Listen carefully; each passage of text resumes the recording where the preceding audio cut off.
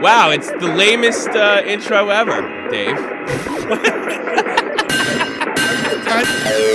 right, let's get this started the way it should. Come on. Wrong button.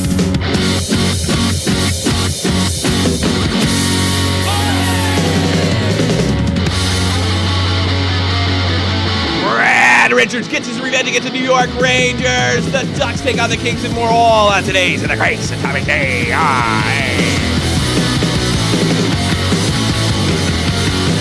Oh, everything's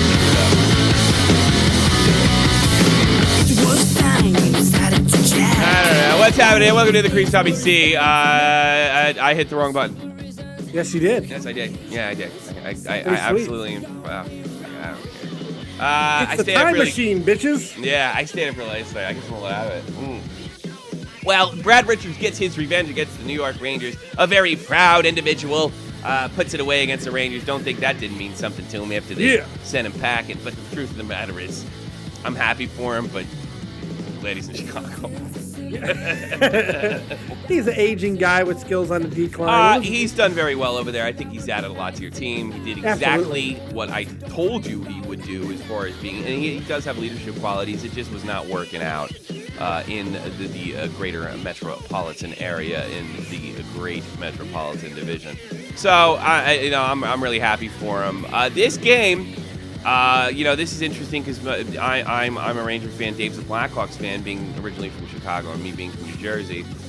This game was very, very similar as far as the way it's played to the game just last week, which was a great victory for the Rangers. Chicago comes into Madison Square Garden, and a very high level of hockey was played.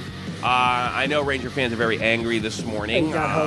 Two disallowed goals. One was certainly a goal. They got a little bit lucky. Scott Darling back up for Corey Crawford, gets his first shutout in NHL history. Congratulations to him. Let's kind of talk about the game and its implications, if any at all. First of all, the Rangers still lead the East after this particular loss. Losing to the Chicago Blackhawks is never really a big deal as far as, as long as they put on the great effort.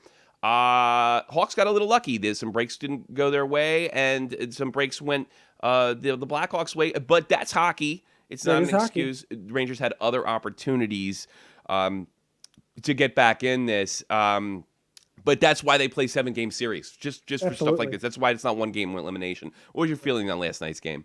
Well, look, I said it yesterday. I said this was a way more important game to the Hawks than it was the Rangers. I feel losing to the Hawks does not hurt the Rangers, but a second consecutive loss to the Rangers would have really been disheartening for the Hawks at this point in the season. They need to know that they can win these type of games against elite teams, and they did that last night. Now, it's not without controversy because, let's face it, the Rangers got hosed. There's no question about that.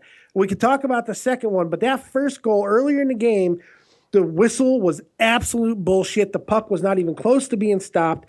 Darling had no idea where the fucking puck was. No. And it was a bad whistle. Complete bullshit. And you know what? It changed the course of the game. We have no idea how Scott Darling would have reacted the rest of the game. Now, if it would have been Crawford in goal, I wouldn't be saying these things because Crawford, those things happen. Mm-hmm. But Darling, he's unproven. He's untested. He's a good goalie. He's a big kid, 6'5". He's huge. But with that type of early goal, it can be disheartening. And against a team like the Rangers, it could have been a pile-on situation. So that could have been a saving grace for him, and he just basically stood on his head the rest of the friggin' night. Great win. You got nothing to be disappointed with if you're a Rangers fan. The Rangers didn't get the breaks last night, and that sometimes happens. I don't even. I'm sure the referee fault in the referee. Here's also the rule, if you didn't know it: if the referees lose sight of the puck, they are allowed to blow the whistle at any time. So it really depends on the position of the referee to blow that whistle to get that call. If I would have felt a little better if the Hawks even ran away with it a little more. But yes, you're absolutely correct. The game was very close. It did change the outcome of the game. I did feel that the Rangers dominated most of the end of the first period and most of the second period. I thought they were able to control the mighty Blackhawks, put a lot of shots on net. And let's not take anything away from Darling. I thought he stood up. I thought he played really well. He's unproven and all that stuff, but he looked like a pro to me last night.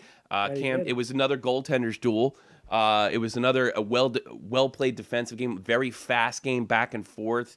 Yeah, I mean, what a beautiful Stanley Cup final this would be if we were actually able to see it. If things break certain ways, but yeah, I do, and I agree with you 100%. It is a bigger deal for the Hawks. The Rangers can go back and hold their heads up. They took the Hawks 1 game out of 2. They're considered a better team. They have 2 Stanley Cups in the last 5 years. So it is much bigger. So the Hawks needed to go back to come back and say, yeah, we can still beat these teams. We can still handle these teams, even elite teams in the East. If they hadn't have won, it would have been like, can we beat teams in the East? Yeah, it would have been. I got a question for you. Sure. In the stats of giveaways, that's the same thing like it is in any other sport, correct? That's a turnover, right? Yeah, pretty much. I'm not 100. Yeah, but go ahead. Okay, because this should be something that you should be a little concerned about. Mm-hmm. You guys dominated most of the game in a lot of ways. You even dominated in the thing that you talk about all the time, face-offs, 37-26, which is nice. Yeah, excellent. But you gave the puck away or gave possession away 17 times to just the Hawks only doing it 7 times. That's a little disturbing. It is a little disturbing. The game had sort of I'm not surprised by that step because the game sort of have a pond hockey type flow to it. I remember, I forget which one of the Rangers they and I knew it immediately, and I sent it to there was, and because I've seen it so many times before in so many games. You had a lot of back and forth. Rangers got into position in the offensive zone, rang a shot off the crossbar. It had a big deflection, and before the puck crossed the red line, I knew the impending play would result in a goal, and that's where Brad Richards at 7:19 in the third period buried it and got his wonderful revenge against his former team that he was an assistant captain on. Look, it could have gone a couple different ways, but you could also say that about the game just a week ago where Broussard got a little bit of opening in overtime.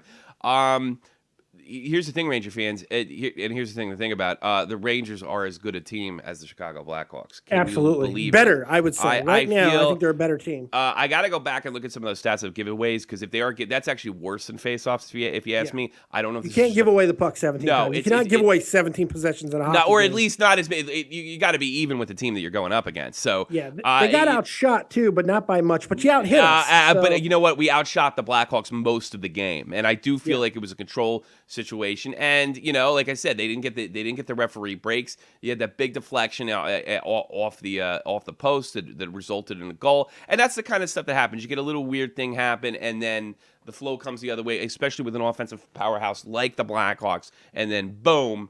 You're up 1-0 in a game where no one's given an inch. So yeah, it was. I was kind of hoping the Rangers. It would have said a lot about them, even if they had tied the game.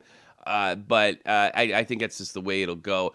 You do wonder. I guess in some sort of superstitious way, is this foreshadowing? Because yes, I feel a lot better about the Rangers going to playoffs, even more than I did about 2 or 3 weeks ago. Look, I hope I'll have to look into the giveaway stats, but yeah, I mean, if they can get that under control, if that was just a fluky game. The game had a lot of flow to it, so there's going to be a lot of turnovers. I think it's foreshadowing, but in a different way. I mean, we got 2 games that were virtually the same type of game. They got split right down the middle. I'm calling it right now. Hawks, Rangers, Stanley Cup Finals. I'm calling it right now. That will be my pick in the friggin' game, the Dead on Dave game. It will be my pick from now on. I might go lay money on that it might happen, because I am convinced this is what we're going to see. And it's going to be 7 games, and it's going to be one of the greatest Stanley Cup Finals in history. I can't wait. I wonder if we could do that. I got to find out a way to do that online. Oh, you can do it. Yeah, you got. Yeah. You can do it. Well, yeah, because if you put a buck on it, it's probably you're probably getting 50 to 1 or 100 to 1 or something like that. Anywhere between 40 to 60 to 1 are usually the odds on something calling like the game that. this out. And right now, I mean, I'm sure it's a little older than it was. I bet you were getting 70 with the Rangers early in the season. So I mean, even if you take a top flight team like the Chicago Blackhawks, you're still getting ridiculous odds. So even at this point in the season, so yeah. We'll probably look into that later. There's also another game in the NHL, if you can believe this. Very, very testy game out there in Los Angeles. Rivals Anaheim and the Los Angeles Kings. They usually are, though. This game, I watched this one too, and that's why I'm fucked up for the most part. I had it on in the background. Corey Perry gets laid into by Dustin Brown. I mean, just straight up devastated. The revenge play by the Anaheim Ducks. led to the first goal for the Los Angeles Kings. They converted that in the power play. Other things I noticed about this game, of course, there was a very Jacob Silverberg managed to tie up the game late in the third. That put the Ducks in overtime. This highlighted by a complete mother effing freak out by Jonathan Quick. Oh, God. And of course the talk of coach's challenge, which I'm very uncomfortable with. But boy, everybody on NBC seems to be really for it, and with the exception of Puck Daddy, everybody seems to be pushing this. This is going to be great. We're going to throw a flag. I'm getting uncomfortable with all these changes that are coming to hockey. I could stomach the 3-on-3 thing because we've had 10 years of shootout failures. But I am getting a little bit sick of constant rule changes.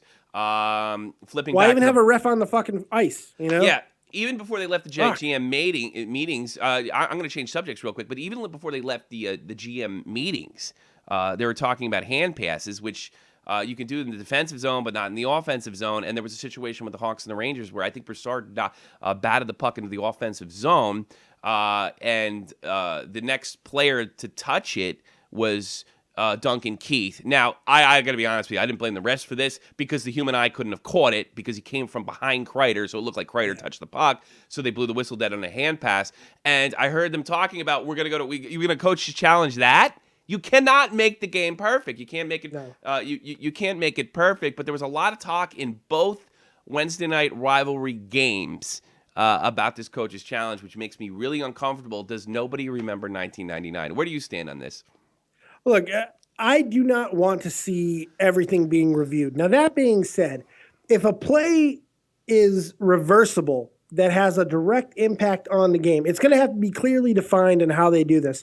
I think it can be implemented in a way that's not going to disturb the flow of a game. I think that's the key. You cannot disturb the natural flow of a hockey game, or we're going to have these damn flags flying all over the friggin' ice, and it's going to be anarchy. It's going to be stupid, and nobody wants to see that. And you don't want to take too much of the human element out of the game. Yeah. So I think there's a balance that could be made, and I think the system they have right now is pretty friggin' good, to be honest. I don't think it's horrible. We'll see what they decide to do. They're always. I mean, I always get the feeling the NHL owners that they feel like they're just like one step away of perfection. Like, we have the shootout, and then we'll be there. Well, we'll get rid of fighting, and we'll do this, we'll do that, and it simply isn't true. And one thing that I found from doing a hockey channel on YouTube and watching my other friends do wrestling channels, it's just time to face fact. And it's like my sport does not have to be the most popular sport.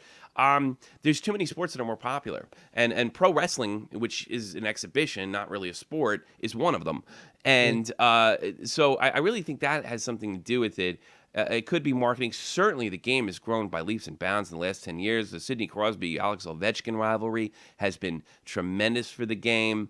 But with this popularity, you're getting a kind of different eyes on it, eyes that are not traditional hockey eyes. It's almost like the Americanizing of the sport. Oh, well, this would be great if we Americanize it. Not necessarily true. Not necessarily. Not necessarily true. Now, I mean, the fighting thing's always a big thing, but fighting may be actually being pushed out. It's down like 17% this year, maybe because of more of analytics, and then you have to be. One of the best calls we ever got was from a guy we added in the team. That would be Matt Kazar. He said that he didn't feel like fighting was going away, but the fighters are going to have to be more productive, and I think that's what you've seen a little more. And the more productive player you are, the less likely you're going to throw down the gloves. So, I mean, you have that. You have these kind of news eyes on the sports. It's just you're not a rule change away from making this game popular. One of the biggest problems is that nobody will bring up is the last names of the players. Most guys in North America's name isn't Kulikov. Nope. Or Yager. I mean, these are strange names, and I guess it's sort of a subliminal sort of bigotry. I guess I don't even know if I want to call it that. But no, you're right. It is because you think about it. Anytime you see people out and about in like restaurants and shit, and they hear someone with an accent, you automatically think the person is just dumber. You know, people do that naturally. No, I don't even know. I don't know. It's just like you don't like differences. Look, you know? look. When John F. Kennedy ran for president, my whole family voted for him. Why? Because he was Irish. You know, and that's a stupid reason to vote for president. Okay, it's absolutely stupid. And you can say things, and this is why I don't get upset. It's like, I only voted for Obama because he's black. Well, so what? It's identification. Yeah, it's identification with somebody like, this is an important person you identify, and I get that. You know, I get that totally.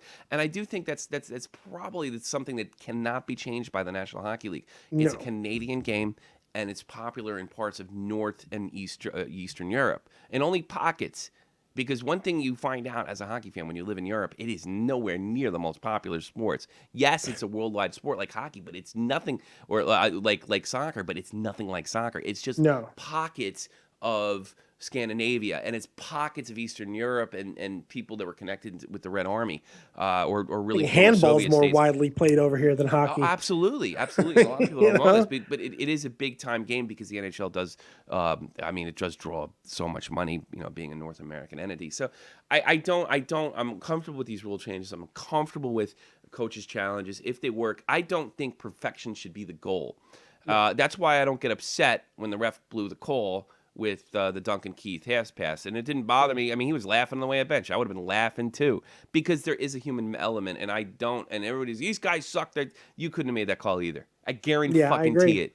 I guarantee you could not have made that. Perfection's unattainable anyway, man. Exactly. I mean, come on. And there is a human element. I mean, Lundqvist got stiffed in the playoffs last year in interference play, in the Stanley Cup Finals. So I mean, it's just like, the argument is like, don't you want perfect calls? Well, I know I can't get them, and I know by instituting rule changes that we'll get different problems that either slow down the game or make it less entertaining. In the crease rule was one of them. Nobody's talking about 1999. Dominik Hasek should have 2 Stanley Cups, and he doesn't for that reason. But do you know why most coaches and stuff don't really complain about these things? What's that? Because they know what I think we know, and most people, when they think about it, they know it too.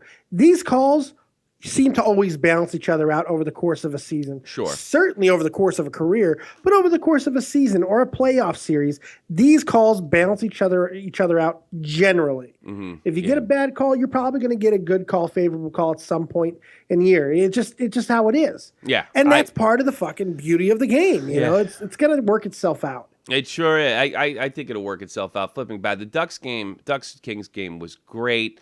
Does that say anything to you, the fact that, it was a very close game. Josh Cooper of Puck Daddy, who is quickly becoming, this is the guy that's running, he even ran another tanking article yesterday. He's really a disgusting, I'm starting to think he's a disgusting human being. He writes that the Kings playoff worth still questionable after the OT loss. How do you feel about that? It's a headline, of course, and it gets much deeper into that. How do you feel? Does this say anything? This is a very close game. Does this say anything about the Kings? They're still third in the conference, but they're only 1 point away. Third of their division, but they're only 1 point away, and certainly Calgary could change that tomorrow. I'm going to say no, and here's why. This is a team. These are 2 teams that play each other with intensity and drive every time they play each other. They're virtually in the same friggin' location. They're very close. L.A., Anaheim, it's right there. Mm-hmm. So they play each other. And there's a lot of fan interaction. It's always very intense. If it was another elite team and they lost to like this, I would probably be more inclined to say it says more about the Kings. But I'm not going to say that in this instance because of the fact that I think the rivalry outweighs some of the talent discrepancy that there might be in other matchups. They looked really good. The game was really well played. It was chippy. It was it was actually a lot more entertaining than the Rangers because it was so low scoring. It was a very entertaining game. The Ranger Hawks game might have been more played better, but it was still entertaining hockey. Another example of where perfection. Crazy things don't happen. Nothing to talk about. Some crazy stuff happened. So I don't know if this says too much about the Kings. I have so much respect for that team as far as what they've done the last 2 days. I just think they're such a pain in the neck. And I guess I want them. I wanted you to say they'd be out. I wanted you to say I give them a little bit of credit here, too, to be honest, because it's not a game they should have really won when you look at it on paper. They played decently as of late, but not great by any stretch. I don't trust the And Ducks. They're holding on to a playoff spot. I gotta be honest I don't think with they're you. done. I got them in the playoffs, and I got them in this very dangerous team. The Ducks seem like a very arrogant team to me, just the way they come off. And you don't like the Ducks. You never seem to like the Ducks. I wouldn't say that. I'm just starting to notice it. Like Ryan Getzlaf's getting on my nerves. it's just kind of his attitude and his whining. And you know what, the Kings, they're trying to make the playoffs, and the Ducks are supposed to be like the heart and the sort of the elite team of the West this year, and they always find a way to blow it in the playoffs. I mean, in dramatic fashion. They're a lot like the Pittsburgh Penguins of the West. And like I saw the Kings taking it to them. This is the President's Trophy leading team right now in the NHL, and the Kings are just taking it to them. I mean, should they even be taking it to them? Or it's the Kings, man. It is the Kings, but the Kings aren't the Kings this year. Voinov's gone. They've had a lot of problems. They've been up and then down. It's for a rivalry game. They showed they are still the Kings. Yes, all right, and that's sure. what they're going to do. And that's a good point. That's where I'm coming from. I've seen this before, too, with the Rangers and the Islanders. The Rangers could be at the bottom of the league, and you get a good game, even if the Rangers are... By the way, shout out to Kessler, 200th career NHL goal. Congratulations. That's correct, and he actually got that in overtime. Really exciting, little patient shot. Very similar. I wouldn't say similar, but showing some patience, to put that wrist shot right in. Very similar to what Brad Richards did for the Hawks to put them in head, which was essentially an OT goal with a little more than 7 minutes in. I think that's all I got. I just to touch on some other things. Chris Stieg, he was a healthy scratch last night. You mentioned that he's kind of in the doghouse over there. He's right. He's being benched, plain and simple. He's benched. The other one is Ryan Miller. Ryan Miller, his injury looks like it's going to be heading to the postseason for the Knuckleheads.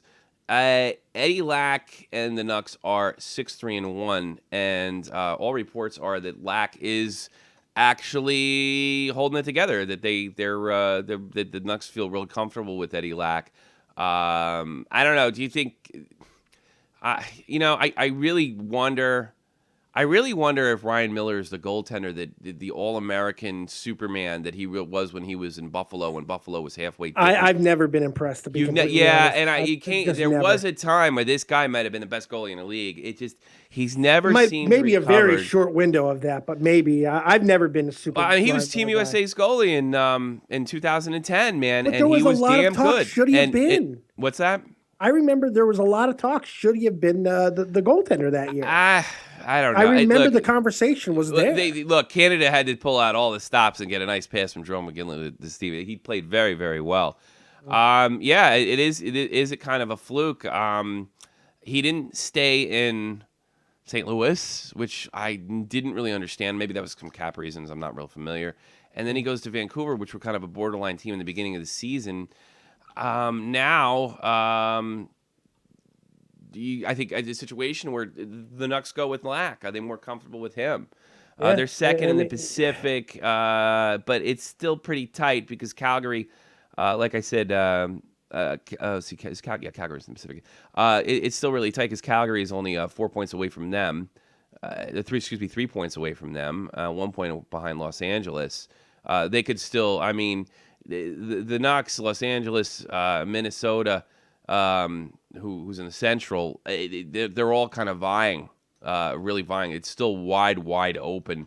It's kind of weird, too, because he's not having a horrible season. 28, 15-1, 2.47 goals against.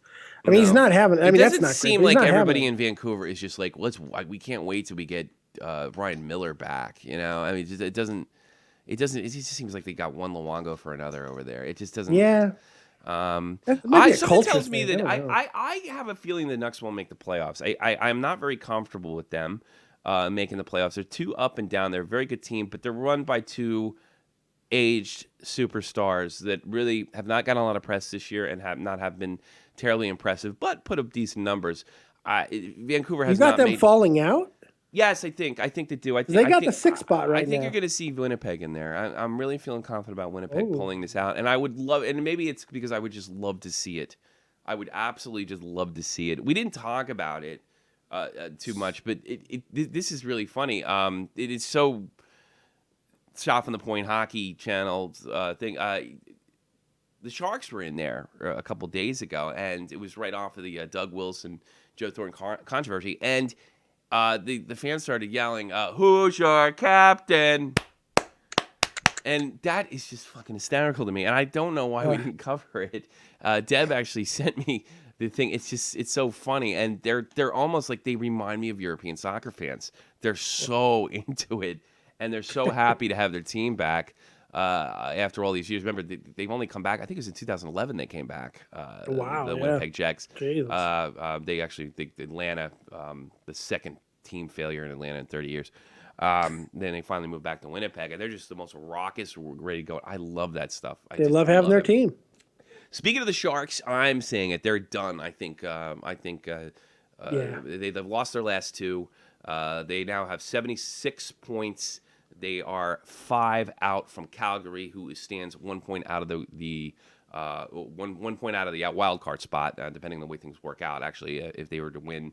If they would win their next game, they would go ahead of Los Angeles with 83 points, and Los Angeles would be out of a wild card spot, assuming if Winnipeg were to lose.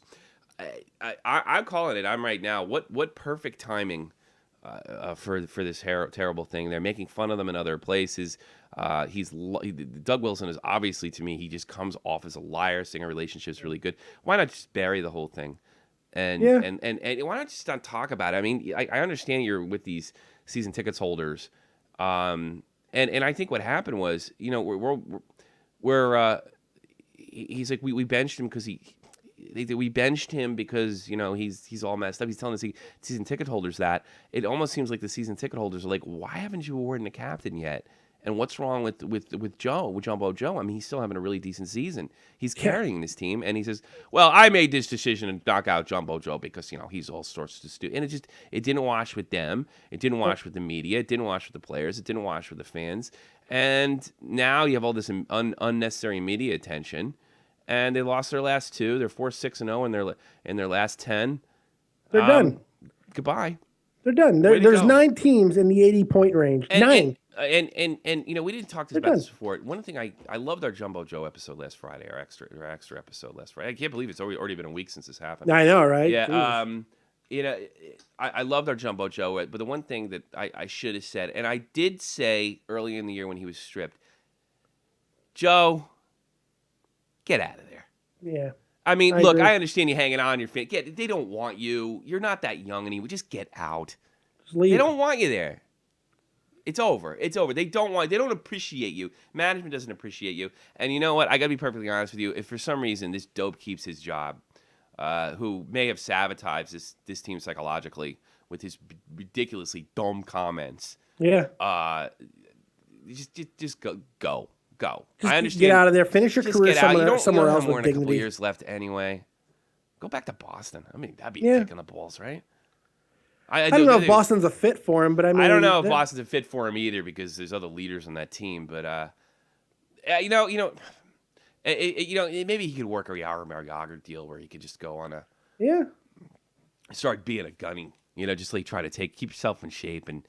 Believe me, there's a bunch of teams who are not going to shy away from a Thornton right now. Okay, there are a lot of teams who would be interested in his services. You know what I would do for him, and I don't know if this is financially feasible, but I not only would I ask for a move, I'd ask for a release. Yeah, and it's a little bit of a gamble. You're going to take a pay cut, a little bit of gamble, and then just do what Yager does. I agree, 100% makes the most sense. Pick the deal. They don't appreciate what you've done for that franchise. It's like this. Like we talk about overexpansion, which has probably hurt the NHL more than anything. Watered down product, expanding before they have the revenue to handle it, and then shutting down the league every couple years, complaining that the players make too much. And they don't make too much. There's more revenue going out than coming in. And the Rangers, the Boston Bruins, Montreal Canadiens, Toronto Maple Leafs have to basically hold up the entire league on their back. I see your wife's talking to you, right? No, it was my kid. I put it on mute. Don't worry about it. I'm listening to you. Oh, yeah. You look over there. You want to go over and beat her for us? No, it's driving me crazy. The kid's leaving, and she's like closing open the door. I'm going to kill her. Get the hell out of here. I should have Get down. What are you doing? Get out of here. Human things happen when can't do that. I'll go to jail. You're for your shock. Yeah. Well, I can't even raise my voice What anymore. the fuck was I talking about?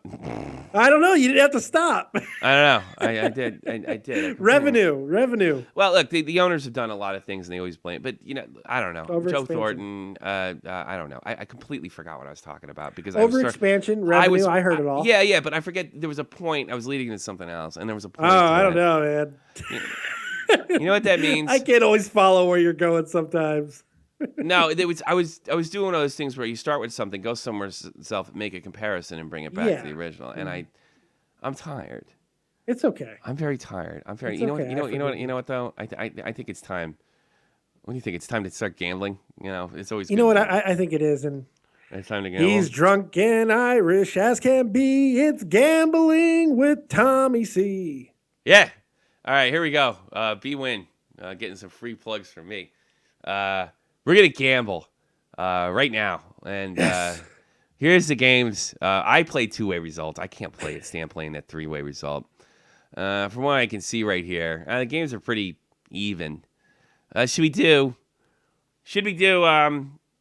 I guess we'll do a parlay. Yeah, let's do a parlay. That's good. But how many teams should we do? Should we do a double, triple? Let's do 3. Let's do 3. Okay. I think we can pick 3. All right. I'm gonna say the San Jose Sharks versus the Leafs. That's not one I want to bet on. I think Boston, Ottawa. You like Boston, Ottawa? I think I'm going with Ottawa here. Over Boston. Wait a minute. Boston, Ottawa. Yeah. I don't have this is today. Today's what? Thursday, March 19th. Thursday, March. How come I have Friday's games here? That's ridiculous. I don't know. Let me fix this then. I don't like that. What's up with that? NHL. I got all of the Thursday's games. Let's see. All right, here. Wait, this says Friday. Is it Friday our? Oh, okay. Hold on. Yeah, because it's Friday our time. I think you got Boston, Ottawa, who are pretty much even. I don't want to bet on that game. You don't want to? Okay. No, I don't want to bet on that one. I want to go. If you want going for three sure gimmies. thing. Look, sure things are hard enough to hit as it is. Okay, well, let's go with gimmies then, because there's some gimmies Yeah, here. let's go for some gimmies. But if Montreal, you want Carolina. Montreal, that's a gimme. yeah, that should be our regular straight up bet. That's a gimme. All right, Montreal, Carolina. Well, if you're going to go a parlay, you want Wow. Look, Caps over Minnesota Wild. Cap is given 2.5, 2.25 on the Caps over here. So I think the Caps could beat the Wild, but the Dubnik, that's the thing. Where are the Caps in their last? I don't know. Minnesota is fighting. Caps I would stay away from 5-5. that game. Really? Okay. That game scares me. Penguins been losing lately. Oh yeah, and they're even with the Stars. Penguins. This is hard. This is hard. How about we take Flames over Philadelphia? I think we can safely. I think that's a good one. Okay. I like that. All right. I also like Detroit over Florida. Oh, Detroit over Florida. I mean, yeah. That'd probably be their death knell. You know that? Yeah. That'll probably be their death knell. Detroit over Florida. No, so what's our third one? I like. You want to gamble and take the Jets over the Blues? No. The Blues are playing like friggin' yeah, they're monsters. playing good, but the Jets, that might be a really good game tonight. If it was in St. Louis, I'd be more inclined, but it's in Winnipeg. You want to go Arizona? You want to really gamble? You want to go Arizona over Colorado Avalanche? Both of them suck. Colorado, you know what? Colorado, I was just looking at their shit. They're not that bad right now. They can. They're surging. They're 7-2-1 in their last 10. Yeah, don't do that with Arizona. You got to be careful with that one. Stay away from the Washington game, and then you want to go Montreal over Hurricanes. Then I'll go Montreal over the Those Canadiens. are the 3, and then this is my hedge bet system. That's it. Going in. We're gambling. Place the bet. And there it is. Okay, absolute sure thing. I'm going to do a straight up bet. Absolute sure thing to make my money back just in case. So I say we put a single bet on Montreal over Carolina. I think that's good. I think Yeah, I think that's the Dubnik. What can I tell you? Dubnik. Dubnik. So we'll do that. Montreal for Carolina, and that'll be. I think Colorado, Arizona. That's a gimme too. I think right now. I think Colorado could beat the shit out of Arizona tonight.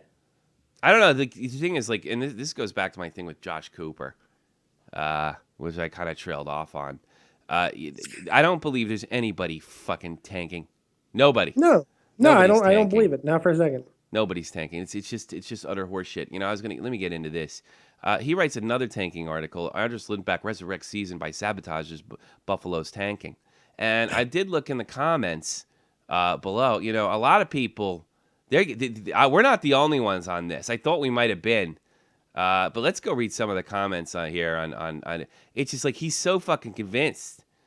Some of the comments in this article are insane. I actually hope Buffalo Sable's screw Greg Wyszynski. I don't know. He couldn't spell his name right. Couldn't even say- So couldn't the spell Penguins, his name. Oilers, Lightning, Avalanche, Blackhawks, Kings all do the same thing. That's same thing and not the same problem. The Sabres want to reinvigorate their franchise, purge a lot of their rosters and cloggers, and all of a sudden they're disgracing the NHL. If this is the case, then the Oilers should have been thrown out of the league, and the Avalanche and the Avalanche. Wow, they didn't suck big time to McKinnon for just 1 year. Amazing. That got like 10 lucks.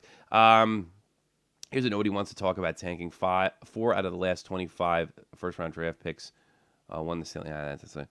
I knew this was Job Cruiser just from the anti-Buffalo headline. It's not even anti-Buffalo headline. He thinks he's onto something.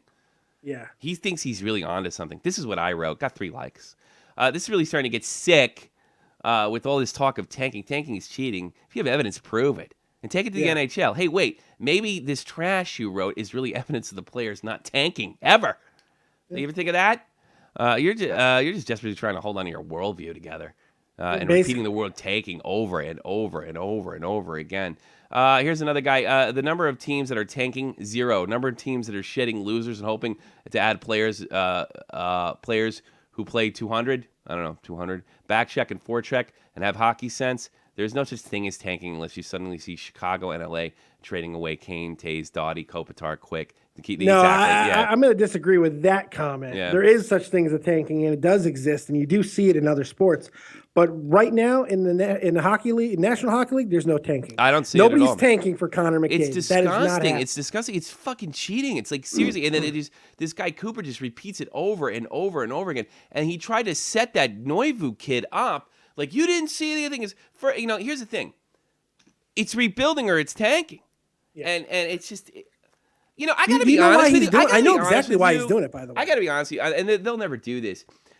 You could claim damages from this. Sure. As far as this is slander. It is. He has absolutely no evidence to back it up other than a really horrible team shed a bunch of veterans that weren't winning. To get this other guy. And here's the thing, there's a lottery, there's no guarantee. There's a very good chance we see Connor McDavid in Arizona. It's always Buffalo. Here's the thing, though. It's not something that can be taken to court because it can't be proven either way. So there's not ever going to be a lawsuit because you can't prove they're not tanking and you can't prove they are tanking.